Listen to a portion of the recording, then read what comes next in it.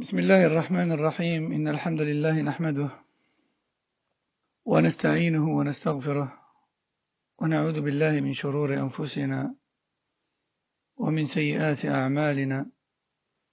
من يهده الله فلا مضل له ومن يضلل فلا هادي له، وأشهد أن لا إله إلا الله وحده لا شريك له، وأشهد أن محمدا عبده ورسوله صلى الله عليه وعلى آله وسلم. يا أيها الذين آمنوا اتقوا الله حق تقاته ولا تموتن إلا وأنتم مسلمون. يا أيها الناس اتقوا ربكم الذي خلقكم من نفس واحدة وخلق منها زوجها وبث منهما رجالا كثيرا ونساء، واتقوا الله الذي تساءلون به والأرحام إن الله كان عليكم رقيبا. يا أيها الذين آمنوا اتقوا الله وقولوا قولا سديدا يصلح لكم أعمالكم ويغفر لكم ذنوبكم، ومن يطع الله ورسوله فقد فاز فوزا عظيما.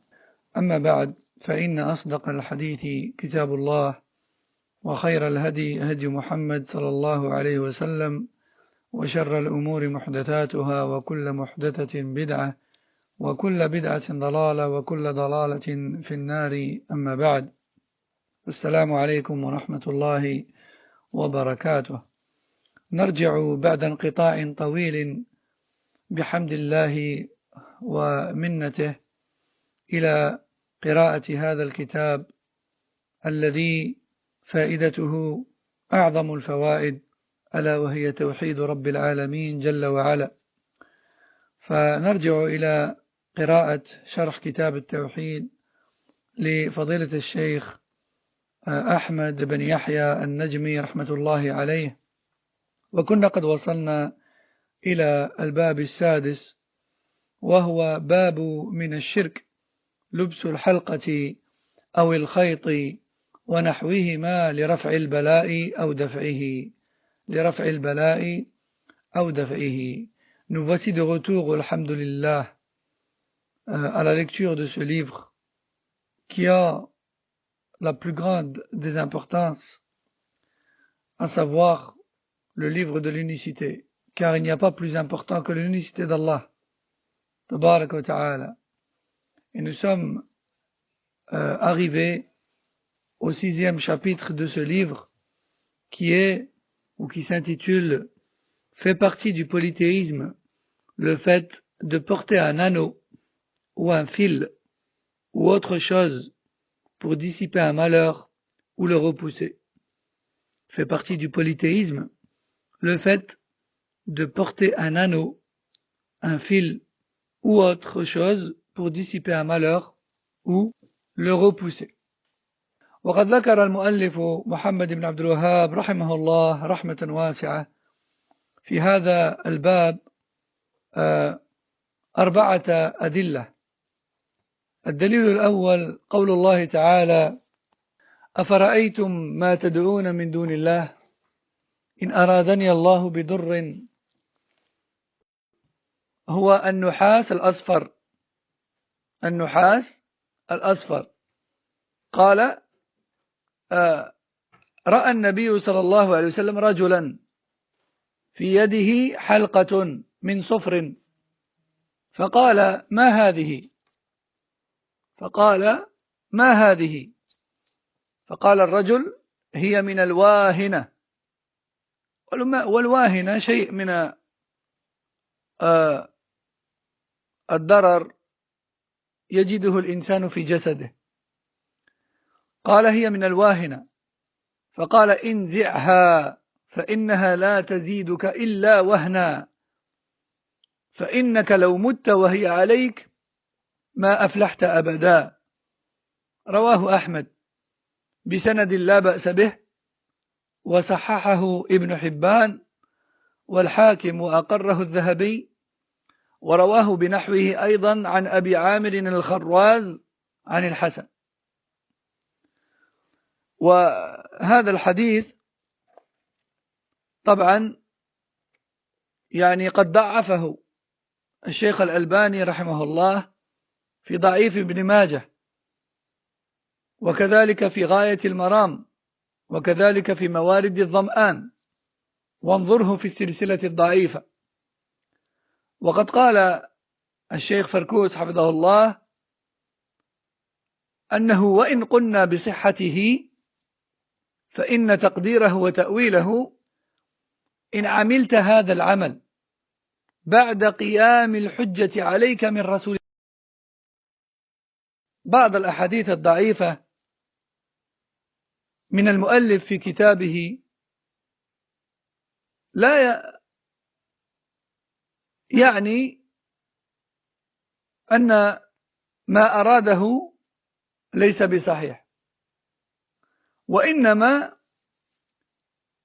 معاني هذه الأحاديث الضعيفة التي يأتي بها المؤلف أحيانا معناها صحيح، وإن كان إسنادها فيه شيء من الضعف، لكن معناها صحيح. وهناك آيات وأحاديث أخرى كثيرة تدل على معناها، لكن يأتي بها المؤلف إما لأنها من أشهر الأدلة في الباب، أو لأن وجه الدلالة فيها أوضح وأدق. الدليل الثالث حديث رواه أحمد أيضا عن عقبة بن عامر رضي الله عنه مرفوعا أن النبي صلى الله عليه وسلم قال: من تعلق تميمة فلا أتم الله له، ومن تعلق ودعة فلا ودع الله له. وهذا الحديث رواه أحمد، وقد ضعفه الشيخ الألباني أيضا في ضعيف الجامع، يعني ضعف إسناده، لكن المعنى طبعا صحيح. وفي رواية أخرى، وهذه الرواية صحيحة، رواها أحمد وصححها الشيخ الألباني كما في السلسلة الصحيحة، قال صلى الله عليه وسلم: من تعلق تميمة فقد أشرك. من تعلق تميمة فقد أشرك. ولابن أبي حاتم عن حذيفة ابن اليمان رضي الله عنه أنه رأى رجلا في يده خيط من الحمى فقطعه، يعني حذيفة قطع هذا الخيط الذي في يد الرجل، وتلا قوله تعالى: وما يؤمن أكثرهم بالله إلا وهم مشركون. Donc, l'auteur rahimahullah ta'ala a dit que le fait de porter des anneaux ou des fils ou autres parmi les objets dans le but de dissiper un malheur ou de le repousser avant qu'il ne nous touche, cela fait partie du polythéisme. Et en guise de preuve, il a cité 4 textes, un verset et 3 hadiths, afin de prouver cela.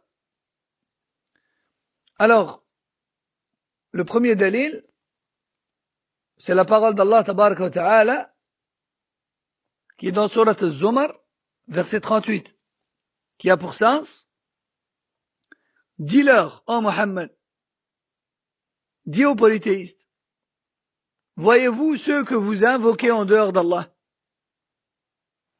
Si Allah me voulait du mal, est-ce que ces divinités pourraient dissiper son mal?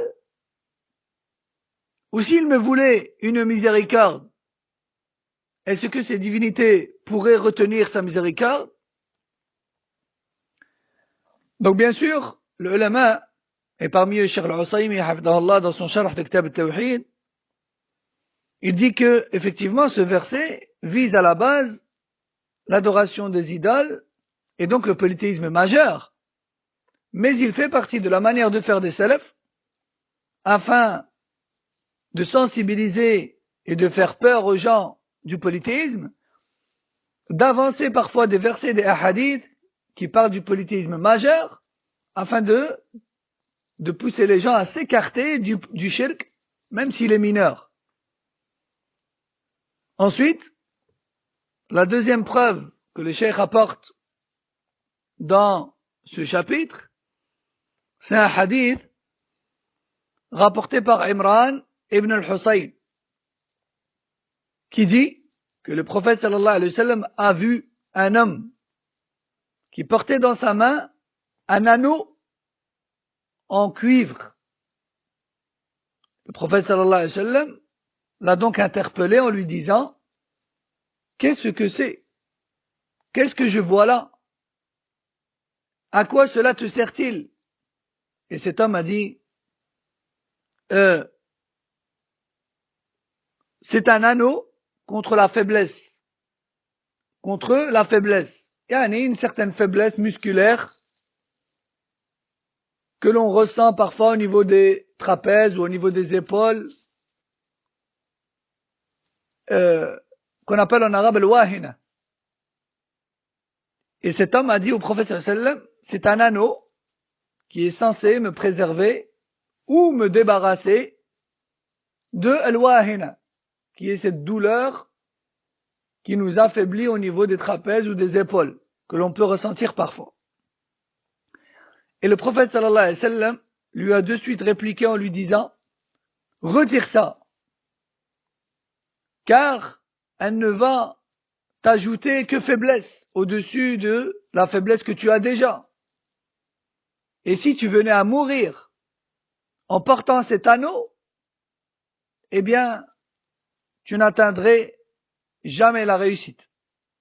Tu n'atteindrais jamais la réussite. Rapporté par Ahmed, ainsi qu'Ibn Hibban et al-Hakim. Ce hadith a été jugé faible par Cheikh al-Albani rahimahullah dans Da'if ibn Majah, ainsi que Ghayat al-Maram, ainsi que Mawarid al-Dham'an, ainsi que la chaîne des hadiths faibles. Mais il faut savoir que lorsque Cheikh Mohammed ibn Abdul Wahhab rahimahullah et d'autres savants citent des hadiths semblables à cela dans les livres de l'Aqidah, ils n'ignorent pas en réalité que leur chaîne de transmission est faible. Ils le savent. Mais en fait, ils font cela pour plusieurs raisons. La première raison, c'est que d'autres hadiths et d'autres versets du Coran confirment leur sens. Bien que leur chaîne de transmission est faible, leur sens, quant à lui, il est vrai. Deuxièmement, ils avancent ce hadith-là malgré sa faiblesse, car sa formulation sont plus précises, sa formulation est plus précise concernant le sujet traité, ou encore parce que ce hadith-là, c'est le dalil le plus célèbre dans le sujet. Hein? Lorsqu'on parle d'anneau ou de fil porté au poignet qui sert à protéger du mal, très souvent, on pense directement à ce hadith. Retire-le, car si tu le laisses, tu n'auras que plus de faiblesse, et si tu meurs là-dessus, alors tu ne réussiras jamais. Ce hadith est célèbre. Donc 3 raisons, Cheikh al-Husaymi nous dit.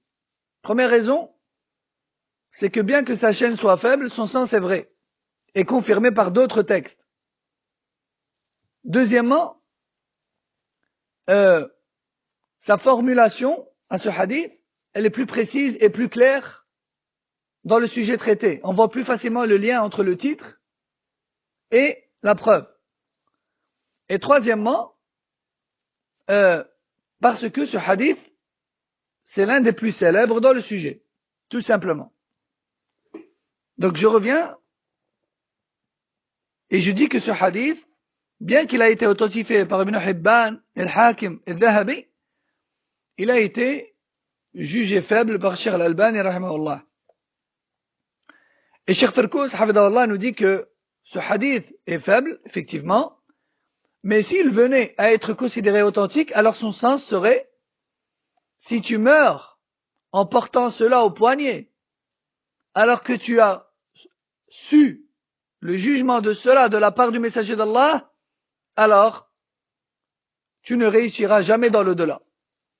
Fin de citation. C'est-à-dire que le prophète sallallahu alayhi wa sallam n'aurait pas voulu dire que tu entreras en enfer même si tu ne savais pas. Non. Ce qu'il aurait voulu dire, c'est maintenant que tu sais, si tu meurs là-dessus et que tu gardes ton anneau, ou ta chaîne, ou ta gourmette, ou autre, eh bien, tu entreras en enfer. C'est ça que ça veut dire. Mais ceci dit, ce hadith est faible, comme on a dit. Taïb. Troisième dalil, toujours rapporté par Ahmed, rahimahullah, d'après Uqba ibn Amir, le prophète sallallahu alayhi wa sallam a dit, celui qui accroche une amulette afin d'atteindre un but bien précis, qu'Allah ne lui fasse donc jamais atteindre son but. Donc il invoque contre lui, qu'Allah ne lui fasse donc jamais atteindre son but.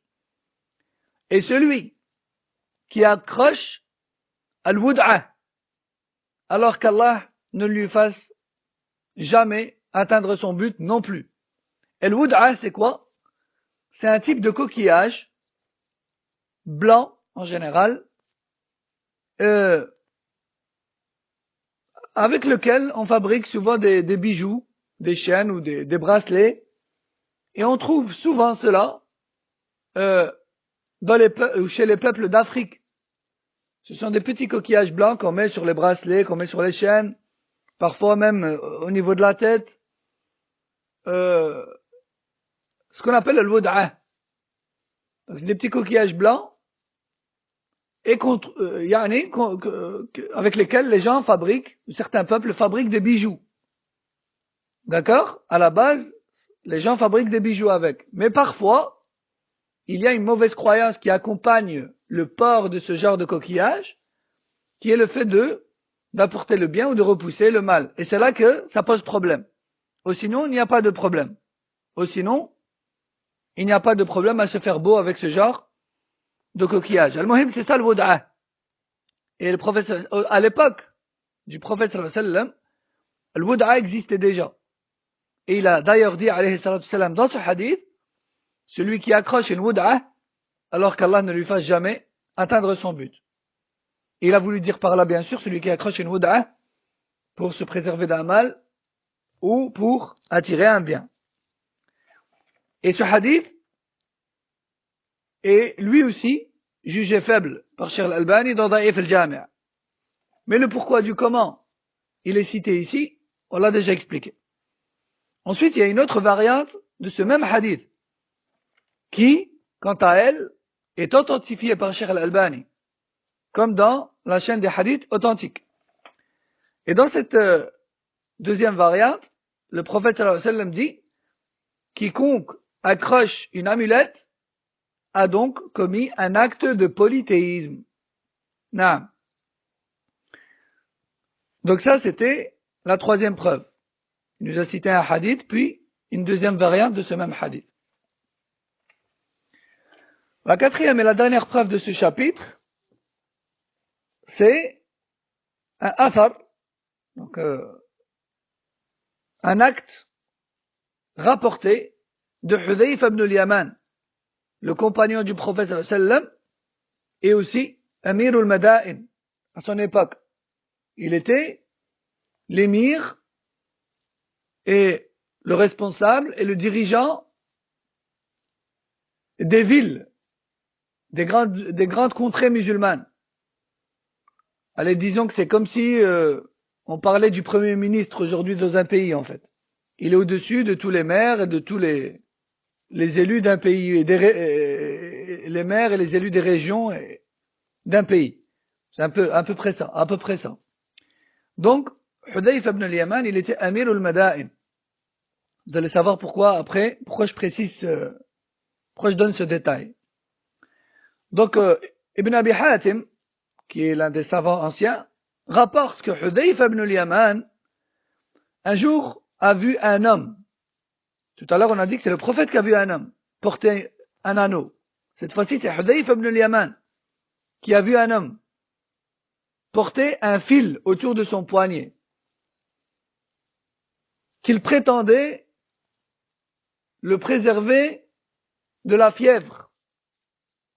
Hudayfa ibn al-Yaman s'est permis de lui couper ce fil, de lui arracher ce fil du poignet, de lui-même. Il lui a arraché le fil et lui a récité la parole d'Allah, tabaraka wa ta'ala, qui a pour sens, et la plupart d'entre les gens ne croient en Allah qu'en lui donnant des associés en même temps.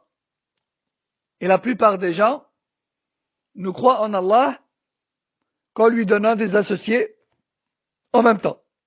Et voici donc la preuve sur le fait que Sahaba, il faisait peur aux gens du shirk en leur citant des versets des hadiths qui parlent du shirk majeur alors qu'ils sont en train de les blâmer pour du shirk mineur. Parce que cet homme, il était musulman.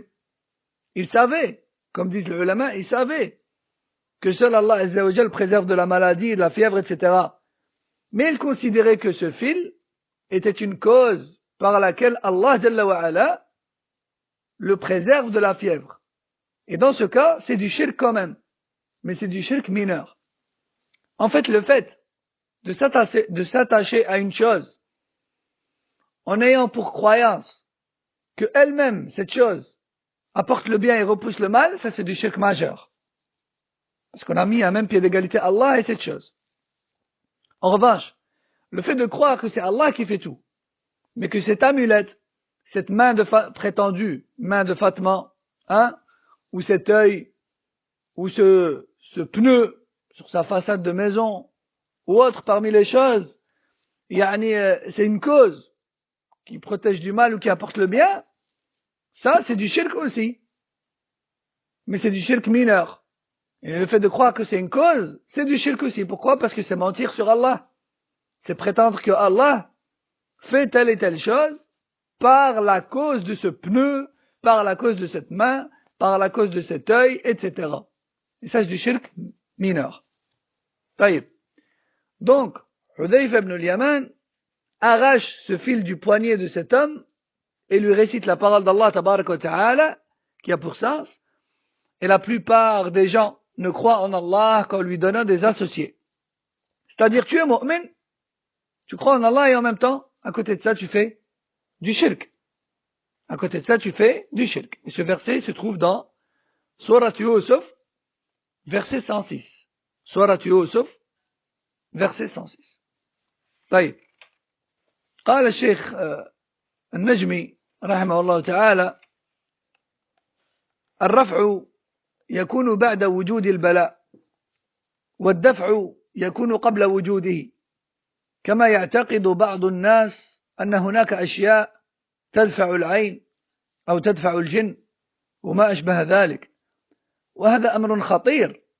فمن بنى بيتا وقيل له إذا كنت تريد أن الجن ما تؤذيك في بيتك هذا فأهرق فيه دما، أي أرق دما للجن حتى ما تؤذيك، فإن صدق هذا الكلام وأراق دما للجن ولو كان دم عصفور أو ديك أراقه لاسترضاء الجن أو الناس، كما حصل أن قوما ممن قبلنا كان لهم صنم وكانوا على طريق الناس فقرروا أنهم لا يمر بهم شخص إلا ويقرب لصنمهم هذا شيئا ويمنعون المارة من المرور إلا بعد أن يقربوا لصنمهم هذا، فمن قرب له ولو ذبابا خلوا سبيله، ومن لم يقرب له شيئا قتلوه.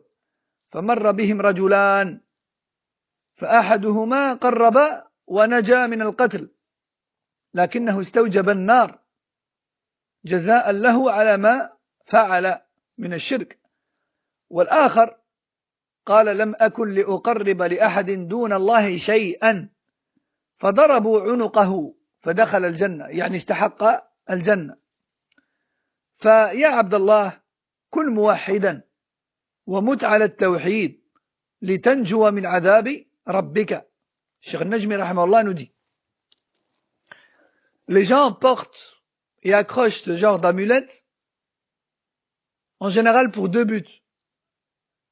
soit pour acquérir le bien, ou encore pour repousser le mal. Soit pour acquérir le bien, ou pour repousser le mal. Les gens accrochent ce genre d'amulette soit pour se débarrasser d'un mal qui les a touchés, ou bien pour se protéger d'un mal qui ne les a pas encore touchés. Je répète, les gens accrochent des amulettes soit pour se débarrasser d'un mal qui les a déjà touchés, ou encore pour se protéger d'un mal qui ne les a pas encore touchés. Et certaines personnes accrochent des amulettes pour repousser le mauvais œil, pour repousser les démons, etc. Et ceci est une chose dangereuse. Celui qui, par exemple, construit une maison et qui déverse du sang en sacrifiant une bête, ne fût-ce qu'un coq ou une poule ou un oiseau, afin de faire couler le sang dans cette nouvelle maison pour les djinns, afin qu'ils ne lui nuisent pas, cela fait partie du polythéisme. Cela fait partie du polythéisme. D'ailleurs, il est rapporté dans certains textes que à l'époque, il y avait un peuple qui avait une idole, qui avait une statue. Et ce peuple-là barrait la route aux passants en exigeant un sacrifice et une offrande pour cette statue. À défaut de quoi, il les tue. Et un jour, 2 hommes passaient par là. Et ce peuple leur a donc imposé une offrande pour leur statue. Le premier, ils ont dit, nous n'avons rien à sacrifier. Et ce peuple a dit, sacrifier ne fût-ce qu'une mouche. C'est insignifiant. À première vue, une mouche. Le premier a donc sacrifié une mouche et est passé indemne. Mais il méritera l'enfer dans l'au-delà. Et le deuxième a dit, par Allah, je ne sacrifierai jamais rien pour autre qu'Allah tabaraka wa ta'ala.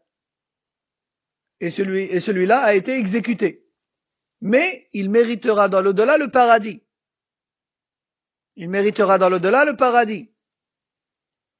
Donc voyez comment ce genre de croyance est dangereux. Ce genre de croyance est très dangereux. Cheikh Najmi nous dit, ô serviteurs d'Allah, soyez donc de véritables monothéistes et ne mourrez qu'en étant monothéistes afin d'être préservés du châtiment de votre Seigneur subhanahu wa ta'ala. ثم ذكر الشيخ النجمي رحمه الله الدليل الأول وهو قول الله تعالى قل أفرأيتم ما تدعون من دون الله إن أرادني الله بضر هل هن كاشفات ضره أو أرادني برحمة هل هن ممسكات رحمته. معنى هذه الآية قل لهم يا محمد أفرأيتم يا مشركون ما تدعون من دون الله أي الذين تدعون من دون الله من معبودات كاللات والعزى ومنات وغيرها إن أرادني الله بضر أي بضر يصيبني هل هذه الآلهة تقدر على كشفه؟ الجواب أنها لا تقدر على كشف الضر الذي يريده الله ولا تقدر على منع الرحمة التي يريدها الله بي. قال تعالى أو أرادني برحمة هل هن ممسكات رحمته. وهذا يستفاد منه عدم قدرتها لا في النفي ولا في الإثبات، فهي لا تقدر على كشف الضر الذي يريده الله بي ولا تقدر على منع الرحمة التي يريدها الله بي. وهذا إخبار عن عجز الآلهة كلها كقوله تعالى يا أيها الناس ضرب مثل فاستمعوا له إن الذين تدعون من دون الله لن يخلقوا ذبابا ولو اجتمعوا له وإن يسلبهم الذباب شيئا لا يستنقذوه منه ضعف الطالب والمطلوب ضعف الطالب والمطلوب. Donc, Cheikh Najmi rahimahullah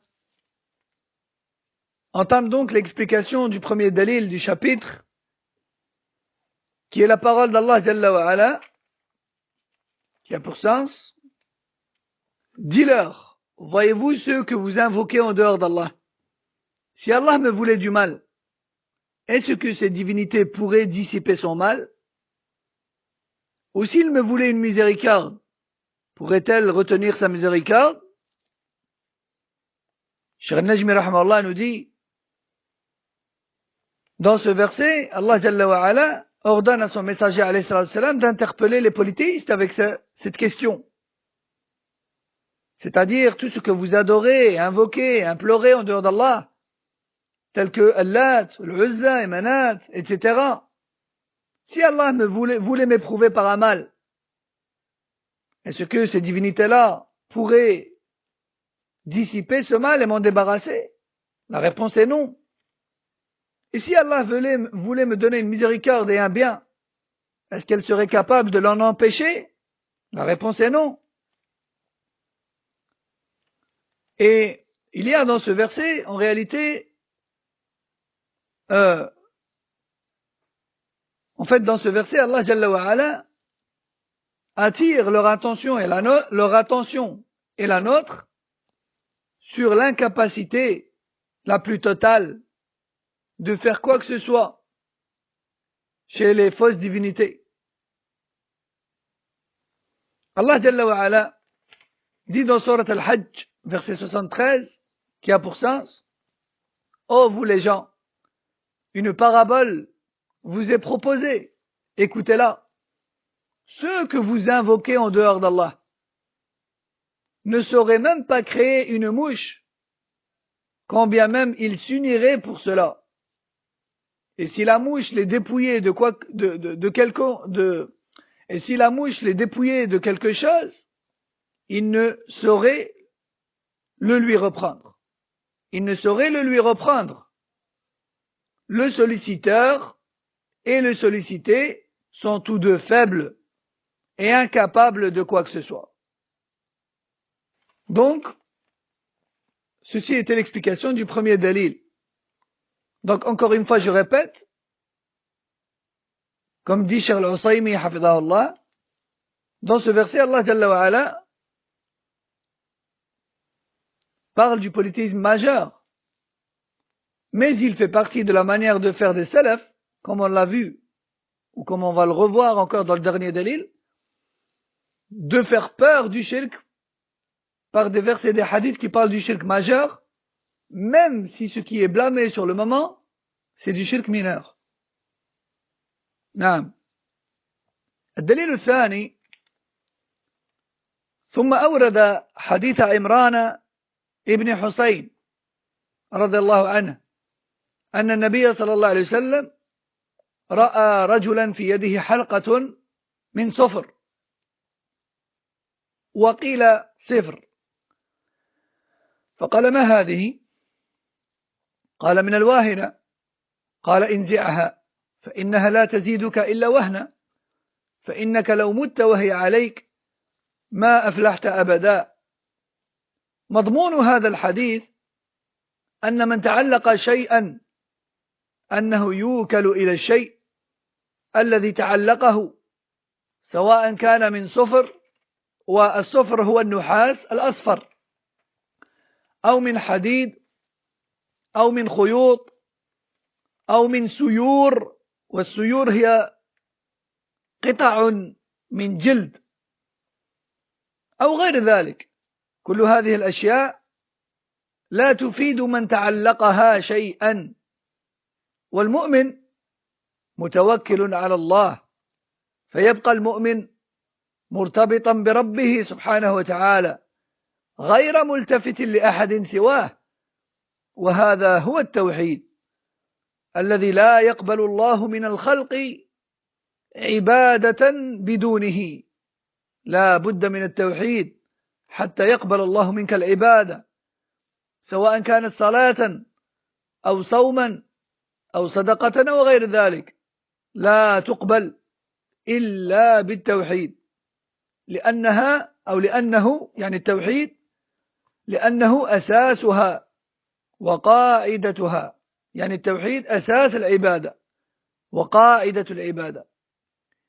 Ensuite, le deuxième dalil, qui est le hadith de Imran ibn al-Hussein, qu'Allah l'agrée, qui dit que le prophète sallallahu alayhi wa sallam a vu un jour un homme qui portait dans sa main un anneau de cuivre et lui a dit: qu'est-ce que je vois là? Qu'est-ce que c'est? Et cet homme a répondu: c'est contre la faiblesse physique. Et le prophète sallallahu alayhi wa sallam de répondre: retire ça, car elle ne te donnera que plus de faiblesse encore. Et si tu venais à mourir avec ça, alors tu ne réussiras jamais. Cheikh Najmi nous dit, ce hadith nous permet de comprendre que quiconque accroche une amulette, alors en fait, Allah l'abandonne à cette amulette. Quiconque accroche son cœur à une amulette, alors Allah l'abandonne à cette amulette. Que celle-ci soit en cuivre, ou en fer, ou en fil, ou en cuir, ou autre que cela. Toutes ces choses-là n'ont aucun impact, n'apportent aucun bien et ne protègent d'aucun mal. Et le véritable croyant place toute sa confiance en Allah. Et il est totalement accroché à Allah, Jalla wa ala, et ne prête aucune attention à autre que lui. Et c'est ça le véritable monothéisme, sans lequel Allah n'accepte aucune de tes adorations. Sans le tawhid, Allah n'accepte pas ta prière, ni ton jeûne, ni tes aumônes, ni quoi que ce soit d'autre. Parce que le tawhid, c'est la base et la fondation de l'adoration. Et sans fondation, l'édifice s'effondre. Eh bien, sans le tawhid, ton adoration ne te sert à rien. الدليل الثالث حديث رواه أحمد أيضا عن عقبة ابن عامر رضي الله عنه أن النبي صلى الله عليه وسلم قال: من تعلق تميمة فلا أتم الله له، ومن تعلق ودعة فلا ودع الله له. وفي رواية: من تعلق تميمة فقد أشرك. عقبة بن عامر ابن عمرو الجهني صحابي مشهور فاضل رضي الله عنه، روى عنه جماعة من الصحابة والتابعين، وهو أحد من جمع القرآن. وقوله من تعلق تميمة أي علقها عليه أو على غيره من طفل أو دابة متعلقا بها قلبه في طلب خير أو دفع شر فلا أتم الله له، أي لا أتم الله له ما قصده، وهو دعاء عليه بنقيض قصده، وأن الله لا يتم له أمره. ودعاؤه صلى الله عليه وسلم على متعلقها يفيد أنه محرم، وتحريمه يفيد أنه من المحرمات الشركية، وإنما كان شركا لما يقوم بقلب المتعلق من الاعتماد على غير الله في جلب النفع أو دفع الضر. وكمال التوحيد لا يحصل إلا بترك ذلك.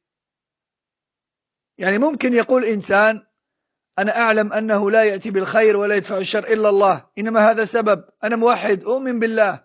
نقول له: نعم، أنت موحد لكن توحيدك ناقص ولن يكمل إلا بتركك هذه الأشياء وتعلقك بالله وحده سبحانه وتعالى. La troisième preuve du chapitre et l'avant-dernière, c'est un hadith rapporté par Ahmed également, selon Uqba ibn Amir qu'Allah l'agrée. Uqba ibn Amir ibn Amr al-Juhani, un noble compagnon qu'Allah l'agrée. Un célèbre compagnon, avec beaucoup de mérite qu'Allah l'agrée. Beaucoup de compagnons rapportent de lui des ahadiths, et beaucoup de tabi'in aussi. Donc il a été le cheikh de beaucoup de compagnons en matière de transmission de hadith, et il a également été le cheikh de beaucoup de tabi'in. Et il fait également partie des personnes qui ont compilé le Coran, qui ont participé à la compilation du Coran, des versets du Coran. Car comme vous savez, à l'époque du prophète sallallahu alayhi wa sallam, le Coran n'était pas rassemblé dans un seul livre, dans un seul ouvrage. Et par après, les Sahaba l'ont rassemblé et compilé. Et Uqba ibn Amir faisait partie de ces nobles personnes.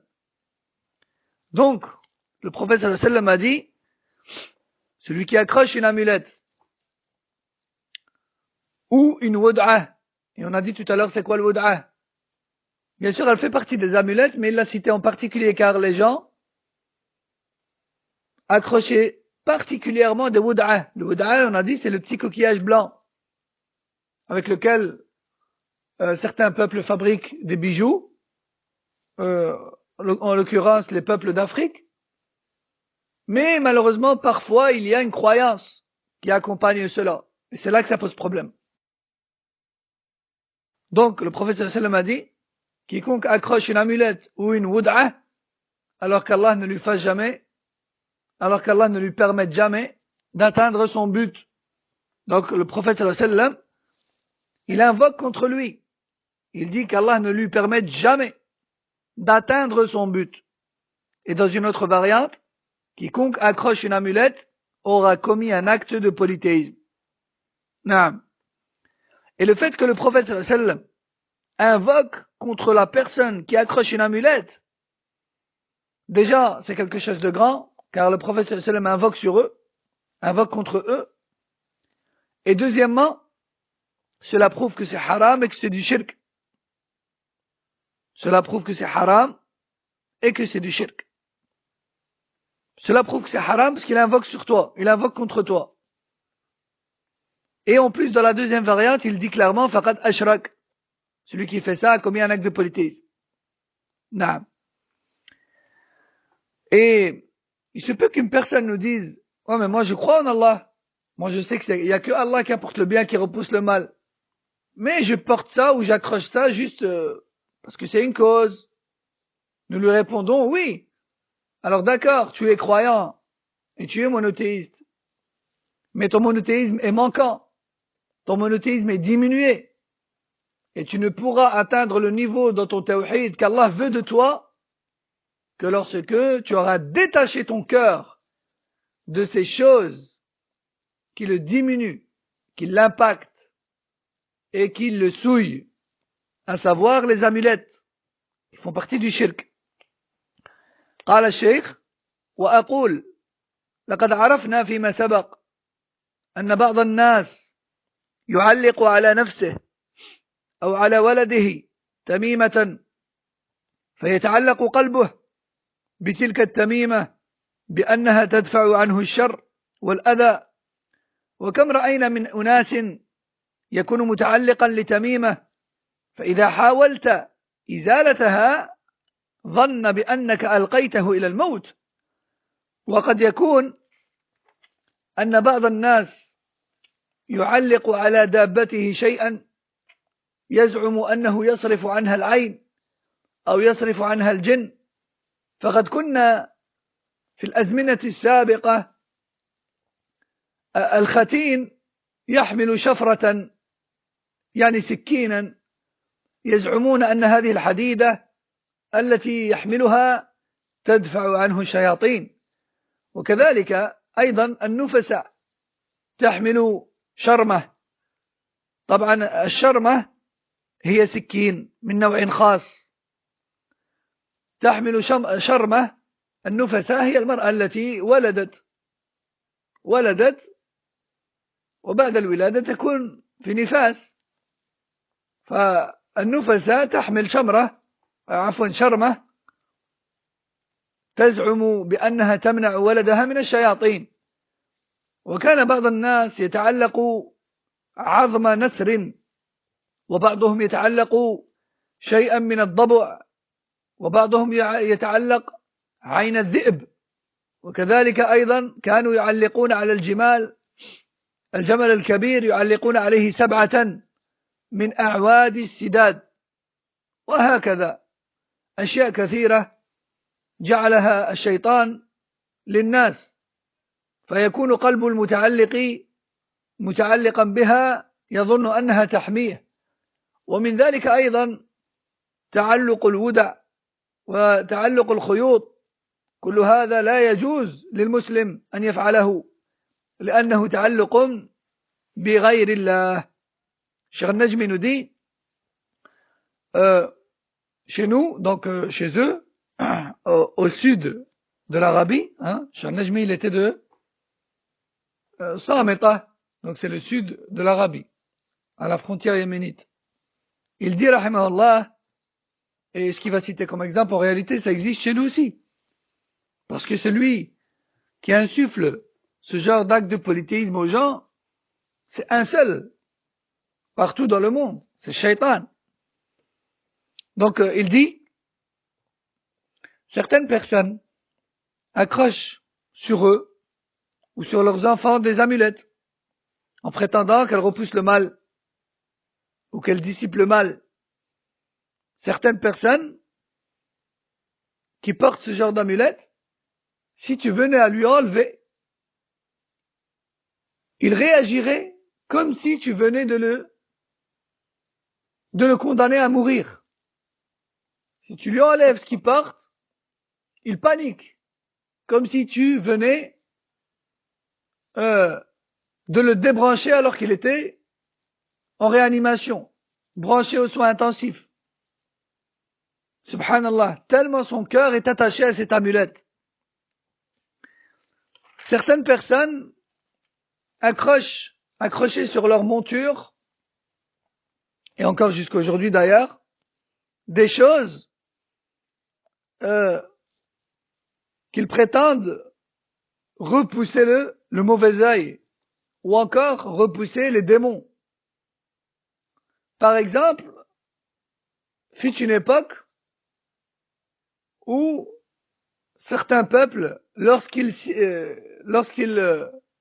procédaient à la circoncision de leurs enfants, ils mettaient en dessous de son lit, ou ils mettaient sur lui, ou même ils lui donnaient dans la main un couteau duquel il ne devait jamais se séparer et qui était censé le protéger des démons. Il en va de même pour les femmes qui venaient d'accoucher. Elles portaient sur elles des couteaux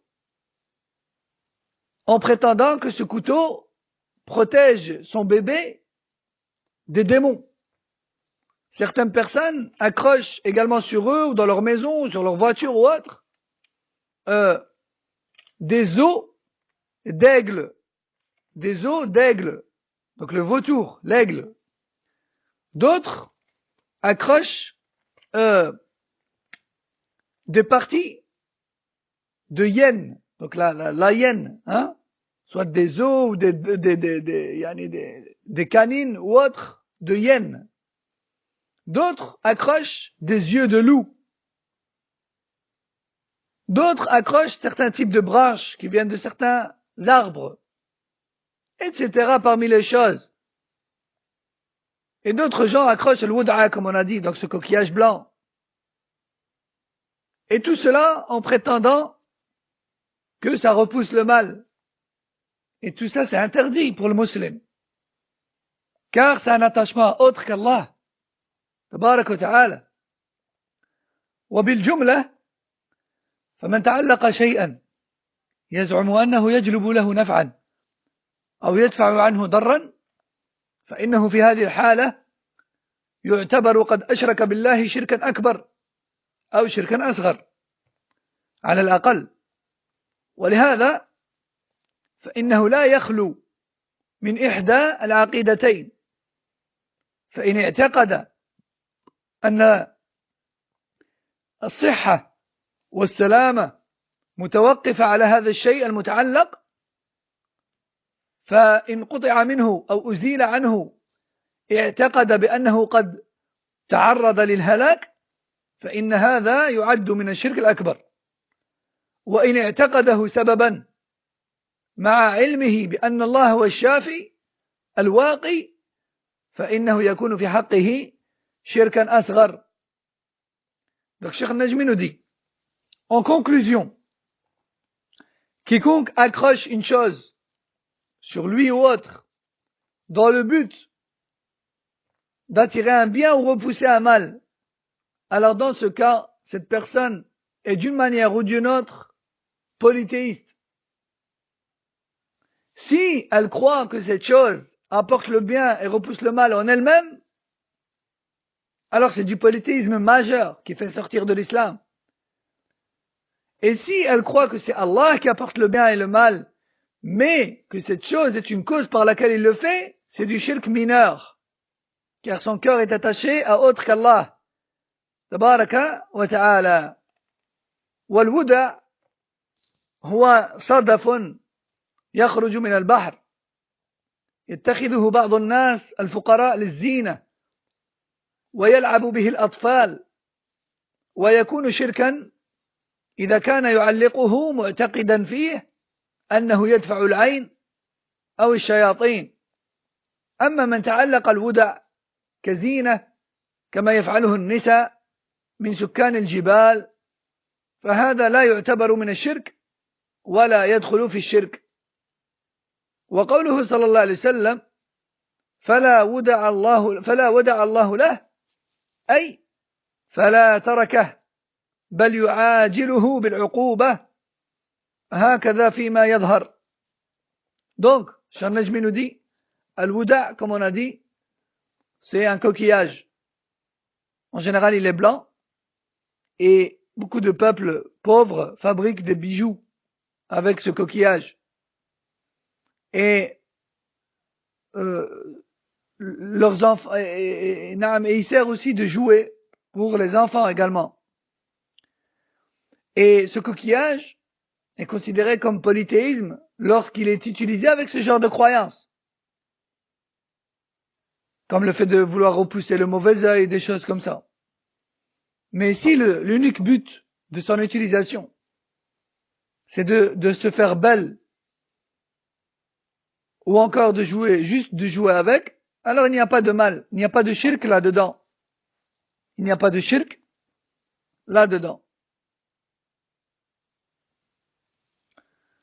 Et quant à sa parole, sallallahu alayhi wa sallam, celui qui porte une wud'a, alors la wada'a Allahu lah, cela signifie, wallahu alam, celui qui porte une wud'a, alors qu'Allah s'occupe de lui, ici-bas avant l'au-delà. Donc, encore une fois, c'est une invocation du prophète sallallahu alayhi wa sallam contre quiconque porte ce genre de choses ou accroche ce genre de choses.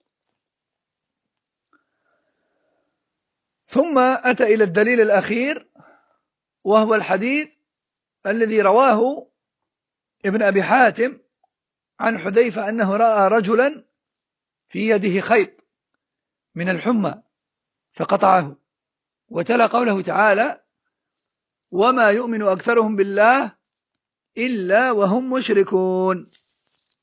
قوله في يده خيط من الحمى، كان الناس في الأزمنة القديمة يتخذ أحدهم خيطا يرقي فيه ويعقد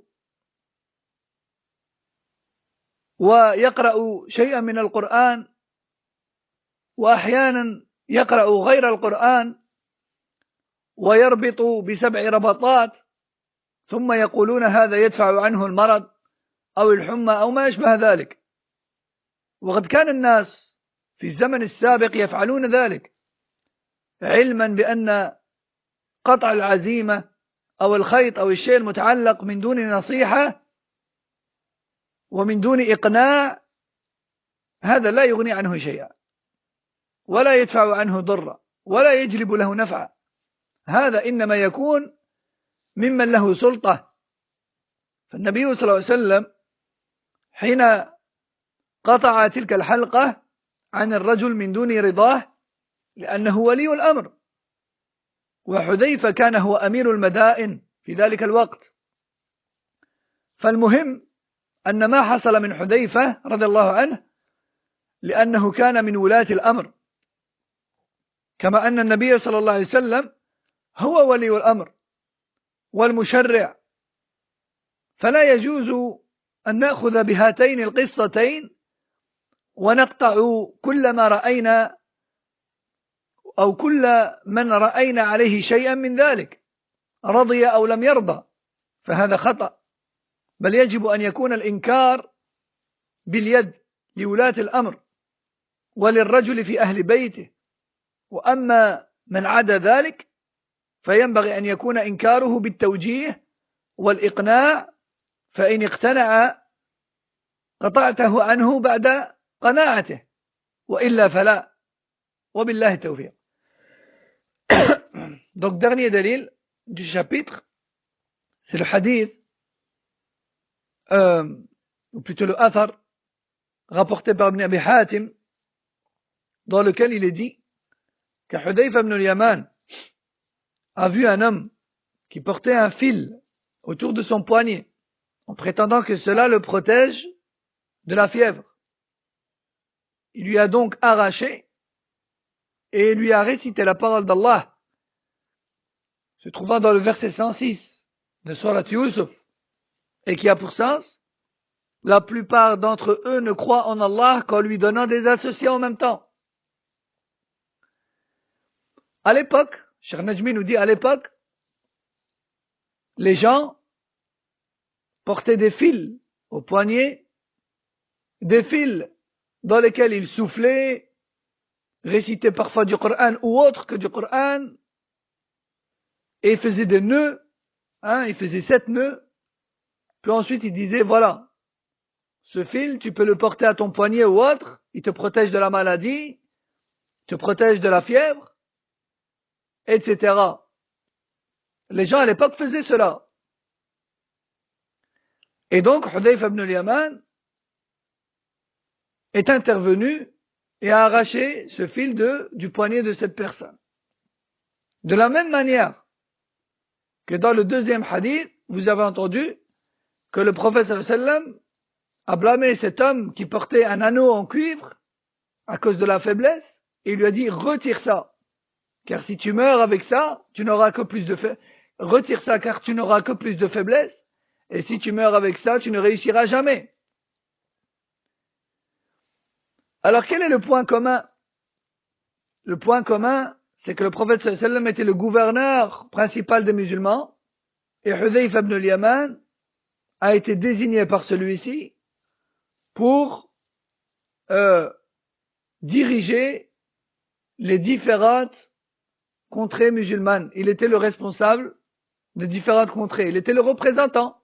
Donc il faisait partie des autorités, car il a été désigné par le prophète sallallahu alayhi wa sallam pour certaines responsabilités. Il avait donc une part d'autorité dans le monde musulman. Dans le monde musulman. Et c'est pour ça que Cheikh Najmi rahmallah nous dit, il faut savoir que le simple fait d'arracher un fil, ou de couper un fil, ou d'ordonner de retirer un anneau, ou une amulette, cela ne suffit pas. Ce n'est pas parce que tu vas dire à la personne: enlève ce fil, ou enlève ce bracelet, ou enlève ce soi-disant porte-bonheur ou autre, qu'il va automatiquement être préservé du mal et qu'il va automatiquement être épargné du shirk. Mais ce qu'il faut, c'est conseiller cette personne et lui expliquer que c'est du shirk et pourquoi c'est du shirk. Donc il ne suffit pas d'ordonner de retirer, mais il faut également et surtout expliquer. Ça, c'est la première chose. Deuxième chose, c'est qu'il n'appartient pas à n'importe qui d'arracher ou de retirer ou de casser quoi que ce soit. Ça relève du droit de l'autorité musulmane. Ça, c'est un droit de l'autorité musulmane. Tu n'as pas le droit, toi, d'arracher comme ça les affaires des gens, ou de couper les affaires des gens, ou de casser les affaires des gens. Toi, en tant que citoyen commun, ou comme on dit en tant que citoyen lambda, tu n'as comme possibilité que de conseiller. Celui qui peut se permettre d'agir directement, c'est l'autorité, pas toi et moi. Donc ça, c'est une chose importante à comprendre. Wallahu a'lam. Et ainsi, on aura terminé, alhamdulillah, ce chapitre qui s'intitule, je rappelle, fait partie du polythéisme, le fait de porter un anneau ou un fil ou autre chose pour dissiper un malheur ou le repousser. Wallahu a'lam.